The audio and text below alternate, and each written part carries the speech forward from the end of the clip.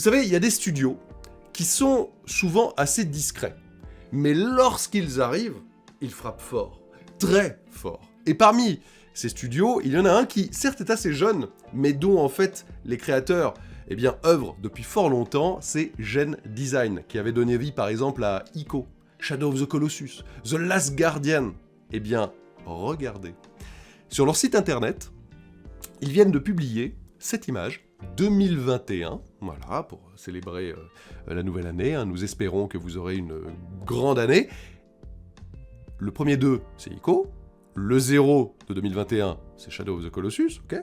Le 2 suivant, c'est The Last Guardian. Et le 1 de 2021, c'est un artwork totalement inédit qui, à mon avis, tease leur prochain jeu.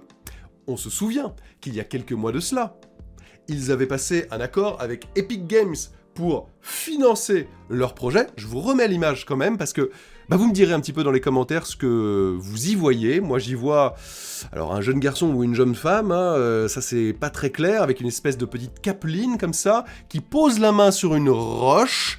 Mais quand on regarde de plus près, cette roche, j'ai l'impression qu'elle est quand même un peu organique. Est-ce qu'il s'agirait d'un nouveau colosse ? Alors pas forcément une suite à Shadow of the Colossus, mais vous savez que Gen Design, c'est aussi Fumito Ueda, et qu'il aime beaucoup quand même jouer entre enfants et géants.